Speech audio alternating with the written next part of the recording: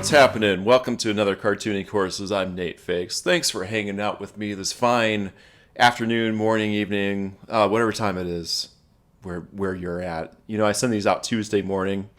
And I don't think a lot of people watch them Tuesday morning because you're probably at work or you're doing something or you're cartooning. You know, it's a work week.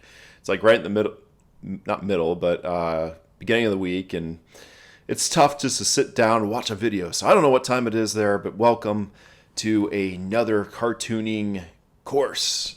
And today what I thought I would talk about is this pertains more towards gag cartoons, but you can use this, I feel like, in almost any kind of writing that you're doing with cartooning. And that is to simplify your writing. I used to be notorious for writing like really long scripts, gags, adding way too much information. And what I know now as a cartoonist is you want to have the simpler, the better, is what it boils down to.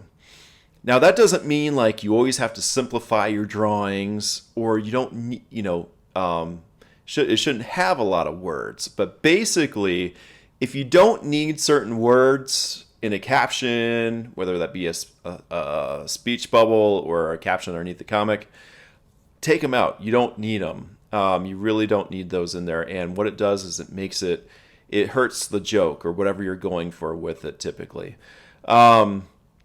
So yeah, it took me a long time to realize this, and how I learned was through editors actually corresponding with me and teaching me like basically how to eliminate words and in simplifying things. And in fact, if you have a joke or a gag or comic that doesn't need any words, even sometimes that's even better.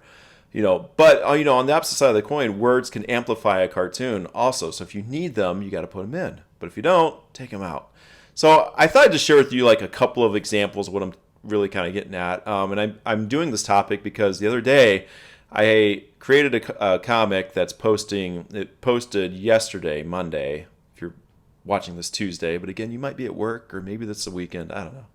But I posted this recently and I drew this recently. And the caption underneath it, I didn't know for sure what to include. I almost didn't have any caption on it. But then I decided, you know what? I'm going to put a caption on this comic right here. Let me show you. And I don't have, as I'm talking here, I don't actually see it in front of me, but it's basically about Alexa, okay? That's the joke. I mean, if you read it, you can see that. It's about Alexa. Got it? Okay. And Alexa, as I think you'll know, is the Amazon little device that if you talk to it, it will do things for you, like play music, turn on the lights. I came up with this idea because I actually have this in my house now. It's a little creepy, but it's okay. I don't mind. It's kind of cool too. But anyway, so I did this, and I almost didn't put any caption on here at all. But then as I looked at it more and more, because I thought that would simplify it, just not having a caption. But in this example, I felt like a caption actually enhances the comic. And the reason being is basically like why would Alexa pull out a gun eventually? Like if you don't have Alexa, if you're looking at this, and I don't feel like this particular device is that well known visually yet.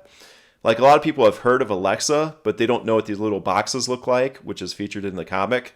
So I felt like if I didn't have a caption on this, a lot of people might be at a loss. Now, adding a caption doesn't keep it as simple, but I felt like it enhanced it a little bit. Also for the reasoning behind why Alexa has now snapped and pulled a gun out on the poor guy. So that's an example of, this is where a tricky one was whether to keep a caption or not. And so, no, I did add a caption, and as you can see, I kept the caption relatively short and sweet. So moving on, another example, I did this one a long time ago with the Walking Dead snake. And I started off, I had two sentences to this. I had something like, I forget exactly what it was, but it was long and rambling. And then it eventually said about The Walking Dead. And I said something like, hey, is that Uncle George? Oh my gosh, it's the Walking Dead or something like that. Like I just really added on to it. And when I sent this to my editor, she actually suggested you don't need all that extra stuff. Just keep it to the Walking Dead, basically. And so that's what I did. If you read the caption again, I don't have it right in front of me, but I really shortened it just to that. It's specifically right to the point of what it is. It's the Walking Dead. It's a Walking Dead snake. Snakeskin boots. Get it? Okay. So I really simplified this one, and I remember I pitched it with very long, more detailed information to it. And then, another example is one without a caption at all. This recent one with the hands, getting ready in the morning. I almost added onto this a morning at the It's house, referring back to the Addams family. Or not the It's, the Things house. They're called the Thing. If you watch the Addams family or know about it, there's a crawling hand. It looks just like the comic, and it's called Thing. So I was going to have like a morning at the Things as a caption to it. But at the end of the day, I felt like I didn't need it. And quite frankly, I didn't need the Addams family reference to it. That's where the idea came from. I thought of like the Addams family in that moving hand that they have in it. But I thought, what? I don't need that. I think the visual is strong enough. It's simpler without that caption added to it. And this works. This comic actually did, I say it did really well because it got passed along quite a bit on social media and seemed to get a lot of likes and views and what have you. So yeah, this is one I felt didn't need a caption. And I do that a lot. I'll have a caption ready to go, and then I'll create the comic, and then I'll look at it and be like, you know what, this doesn't need a caption to it. So my point being, really look at your work, see if you can simplify it. If the caption enhances it, use it. If it doesn't, take it away. Same things go with speech bubbles, anything you're doing, just writing in general. Like if you're doing a blog or writing a novel, anything like that. Keep that in mind. Like you don't always need to have every little thing written out. Your audience is pretty smart. Like they'll typically get the joke and the reference. That's why I really struggled with that one with Alexa. Like I thought, are people going to get it? And you know what? At the end of the day, they probably would get that joke without the caption to it. But I felt the caption actually kind of helped it move it along a little bit and just kind of made them realize, like, yeah, she snapped because Alexa was sick of being told what to do. So I felt like it helped. And you be the judge. Maybe it didn't. Leave me a message or a comment. Let me know what you think of that. But just that's really it. Just a quick little video about simplifying. Good rule of thumb. I mean, typically the simpler the better.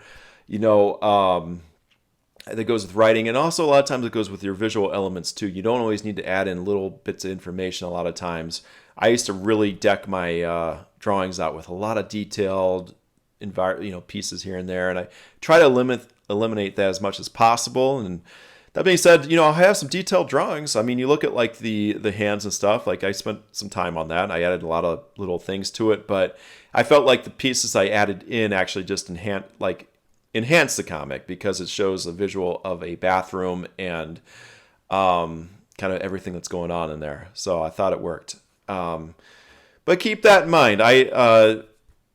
That's really it. This is a rule of thumb. Try to keep it as simple and to the point as possible. And sometimes that means having some extra detail. Sometimes it doesn't. But any elements you can take away and get to the joke quicker, more to the point, the better, typically. I think any cartoonist will tell you that. And it takes a while to develop that because when you're starting off, especially, you just want to. This is the way I was, at least. The back of my mind, I'm like, oh, I gotta have these people gotta get it, so I gotta explain everything to them, and I explained things way too much, like thinking they weren't gonna get it if I didn't add this and put that in and put everything in details. And people, again, are smarter than you think. Your audience is pretty bright, typically. You may have a few loose cannons out there, but for the most part, your audience is gonna get it, and just try to get straight to the point. So. Kind of like in these videos. Sometimes I ramble, and I really try to get straight to the point.